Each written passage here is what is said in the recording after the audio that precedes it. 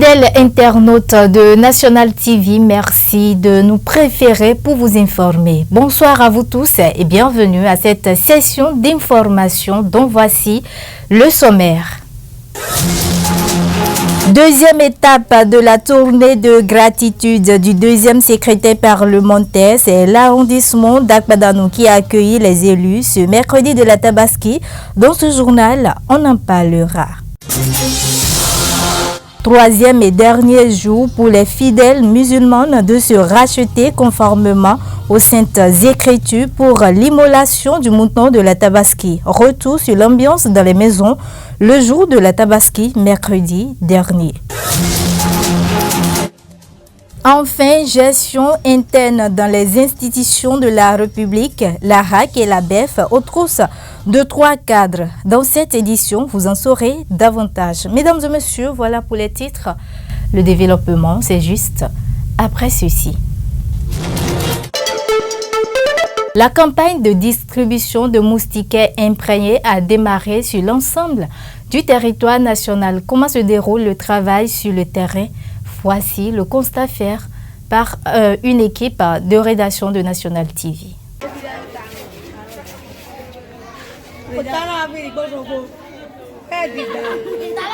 Plus de 50% des cas de décès sont dus à la piqûre des moustiques femelles. L'anophèle est donc à la base du paludisme, selon plusieurs recherches des responsables du secteur de la santé. Pour accompagner les populations, l'État béninois a initié la distribution gratuite des moustiquaires imprégnés. Une des solutions pratiques. La campagne de distribution de moustiquaires imprégnés se déroule depuis lundi 26 juin 2023.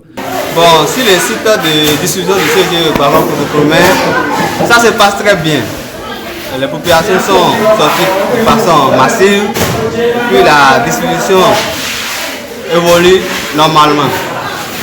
Bon, pour le moment, on n'a encore rien constaté comme difficulté. Mais avec le temps, nous allons voir ce que ça va donner. Mais on a grâce qu'on n'aura pas de difficulté. Personne ne veut être épaillé dans cette distribution. Surtout les personnes âgées et femmes enceintes sont privilégiées. Les populations sont sorties massivement pour récupérer leurs moustiquaires sur présentation d'un récépissé préalablement obtenu. Les personnes âgées sont privilégiées. C'est-à-dire on les fait entrer pour pouvoir les servir au moment opportun.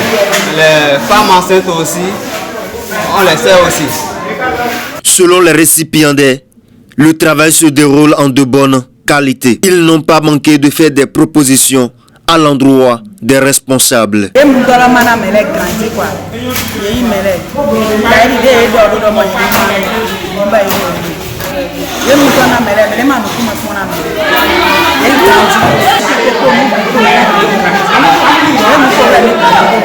Cela se déroule normalement comme je l'aurais souhaité.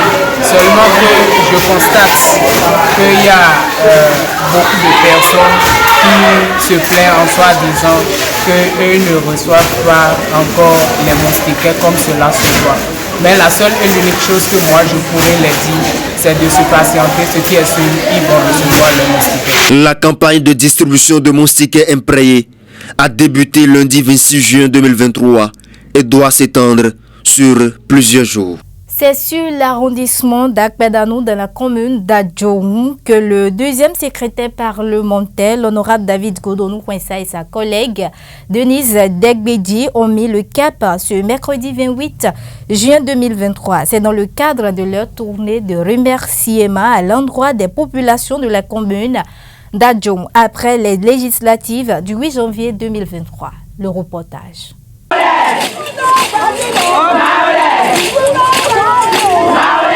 Le deuxième secrétaire parlementaire, l'honorable David Godonou s'est accompagné de sa collègue députée Denise Degbedi et toute la délégation UPL Renouveau d'Adjoum, triomphalement accueilli ce mercredi 28 juin 2023 à Akpadanou. À sa descente à Sokpetinkan, un village de l'arrondissement d'Akpadanou, dans la commune d'Adjoum, ce mercredi de la Tabaski, une forte mobilisation des femmes, jeunes et sages, bref, de toute la population sortie nombreuse à la rencontre de leur fils, époux et fils, David Kwensa et sa collègue Denise Degbedi.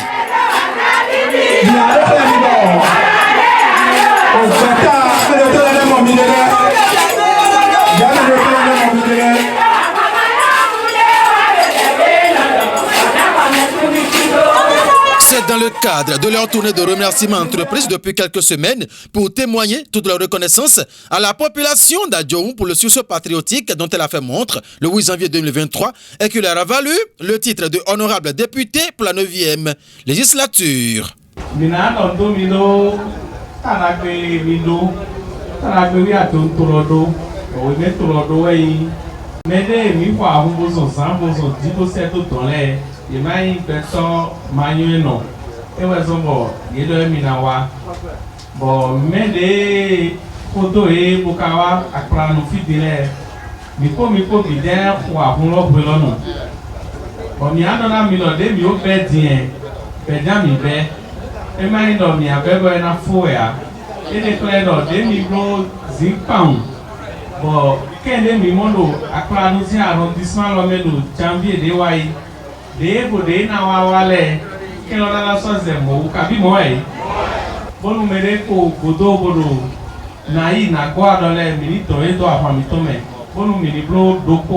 À la place publique de Sokpatinkan, où les populations des villages de Sokpatinkan, Fonli, à Landorou se sont réunis, c'était une surprise très agréable.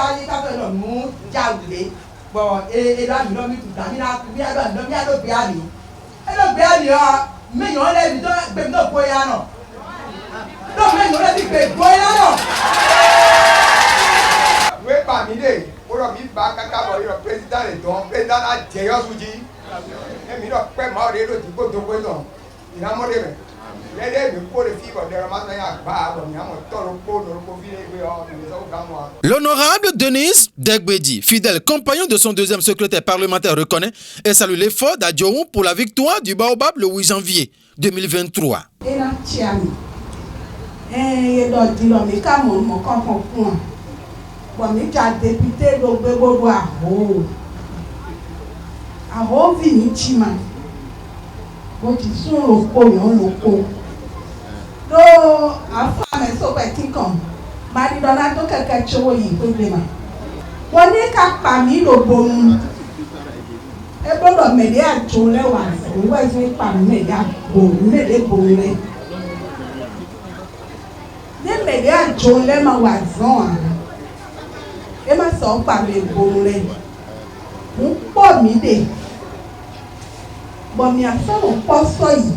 De Sokpatinkan, le jour de la Tabaski, voici une autre affluence des populations des villages de Dekame. C'est Kodji, Hwensa et Patissa à la place Anga Projet, toujours à Akpadanou.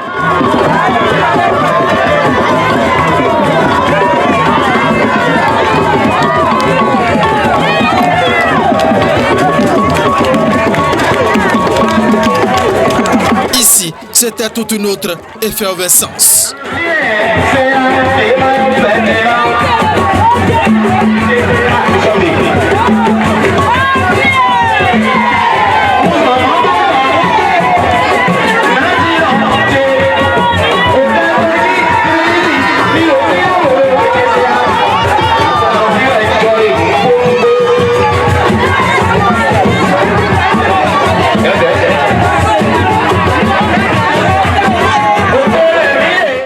Dans un élan de solidarité, les députés Denise Degbedi de Bonou et David Hwensa d'Adjohun ont à l'unisson démontré la parfaite harmonie qui doit caractériser le quotidien des membres du parti UP Le Renouveau pour son enracinement de toute la 20e circonscription électorale.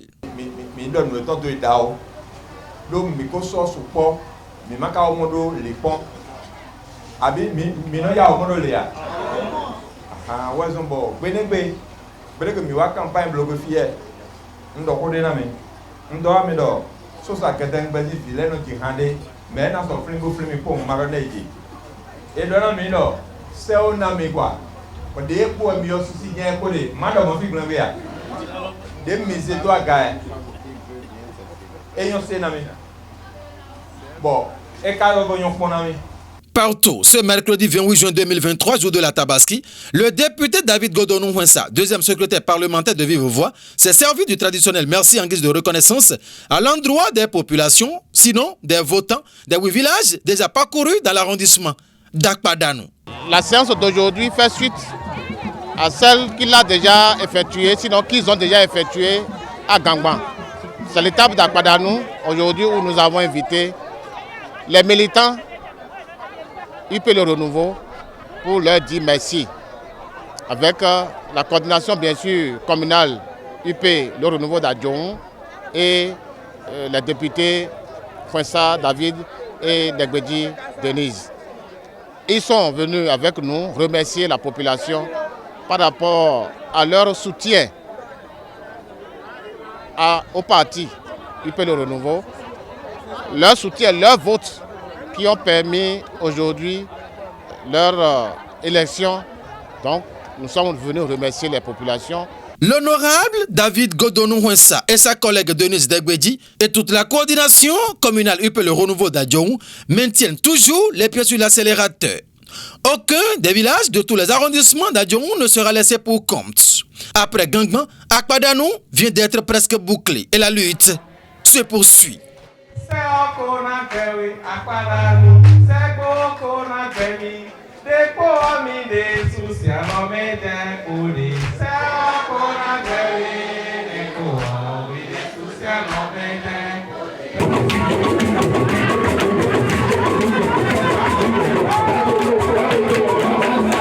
Que vont chercher les officiers de police judiciaire dans les affaires de l'institution de la régulation des médias au Bénin? Suivez ici la réponse du quotidien Le Potentiel à travers ce récit. Gestion interne dans les institutions républicaines. RAC, la BEF aux trousses de 3 cadres. La brigade économique et financière BEF dépose ses valises à la haute autorité de l'audiovisuel et de la communication RAC. Que vont chercher les officiers de police judiciaire dans les affaires de l'institution de régulation des médias au Bénin? Sur la question, nos sources informent jusque le jeudi 22 juin 2023, la brigade économique et financière a interpellé certains agents en service à la RAC lors d'une descente musclée de 4 éléments de cette unité spéciale de police chargée de fouiller les défis financiers. De façon plus précise, 3 cadres seraient concernés par l'interpellation de la brigade économique et financière. Il s'agit d'un directeur, d'un chef service et d'un autre cadre ayant rang de directeur, apprennent nos sources très fiables. Le jeudi 22 juin donc, ces 3 cadres sont soumis à une audition musclée devant les officiers de police judiciaire pendant plusieurs heures avant d'être relâchés et mis sous convocation.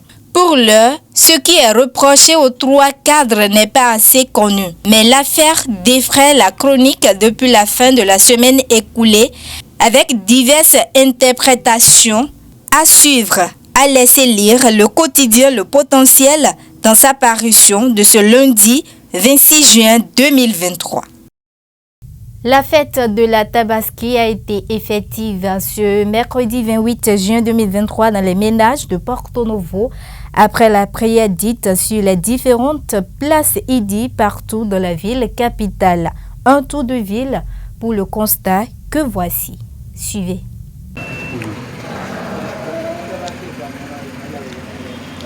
L'Aïd el-Fitr, la fête de la Tabaski, encore appelée la fête du mouton, c'est la plus grande fête que célèbre la communauté musulmane du monde entier de par son originalité.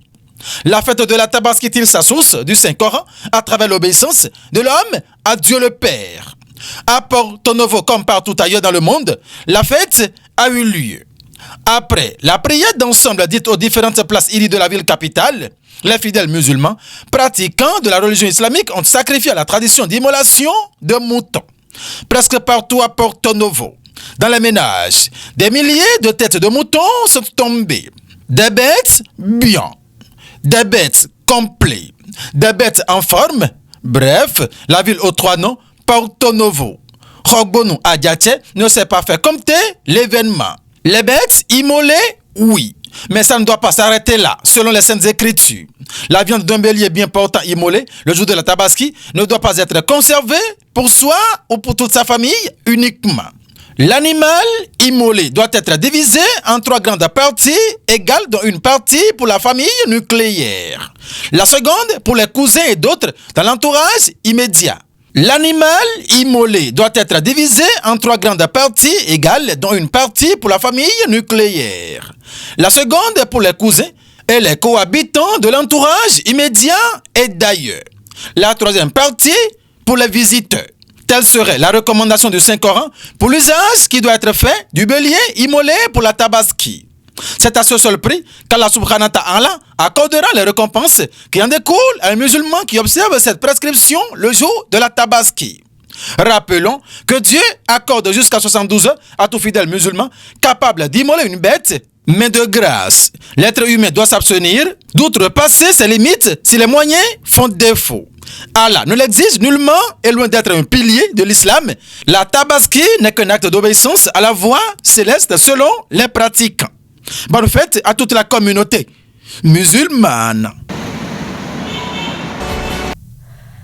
La première conférence de presse tenue depuis l'installation de la 9e législature, animée par le groupe parlementaire l'Union progressiste Le Renouveau le jeudi 22 juin 2023, continue de susciter des réactions. Romaric Sauton, membre du parti Union progressiste Le Renouveau, basé dans la 19e circonscription électorale, en parle. Suivons-le. Je l'avais dit tantôt, je l'avais dit au début de la mandature de la 9e législature. J'avais déjà constaté dans la première déclaration du Parti Les Démocrates, se prenant pour la minorité parlementaire, que cette déclaration risque de porter préjudice au bon fonctionnement des choses à l'Assemblée nationale. Et voilà, nous sommes dans cette réalité. Le parti, l'Union progressiste, Le Renouveau, a joué une partition. Cette partition-là que les syndicalistes devaient jouer, que la société civile devrait jouer, c'est-à-dire rappeler à l'ordre tous les partis qui sont à l'Assemblée nationale et montrer aux uns et aux autres le rôle qui est le leur à l'Assemblée nationale, non pas ils ne sont pas, du moins, allés à l'Assemblée nationale pour leur intérêt personnel, mais pour servir les intérêts de la nation béninoise, les intérêts de leurs mandants. Nous constatons malheureusement que les gens se prenant pour la minorité parlementaire, sans savoir qu'ils ne sont pas les seules minorités parlementaires, parce qu'aujourd'hui nous avons 2 minorités, 2 partis qui constituent les minorités, si je peux m'exprimer ainsi, parlementaires, parce qu'il y a les démocrates qui ont 28 députés et également le bloc républicain qui a 28 députés. Donc nous avons 2 minorités parlementaires, mais il s'est fait que déjà à l'entame de cette mandature, les démocrates se sont emparés de ce titre de minorité parlementaire, ce qui fait qu'aujourd'hui, c'est la guerre des promotions, comment faire pour avoir forcément des nominations ou des désignations, ou en quelque sorte des promotions à l'Assemblée nationale qui est leur problème, et non les 2 rôles que les tests leur confient, à savoir légiférer et contrôler l'action gouvernementale. Donc je voudrais tout simplement dire que le parti l'Union progressiste, le Renouveau, a essayé d'éclairer et de rappeler à l'ordre les membres du parti, les démocrates, afin qu'ils sachent un tant soit peu ce pourquoi ils sont à l'Assemblée nationale, servir le peuple, servir les intérêts de la nation, non pas pour se remplir les poches, c'est-à-dire avoir des promotions tous azimuts pour oublier la vraie raison pour laquelle ils sont venus à l'Assemblée nationale. Je crois qu'un député qui sait, ou du moins un parti politique qui est vraiment créé pour servir la nation, pour représenter le peuple à l'Assemblée nationale, doit d'abord jouer le rôle qui est le sien.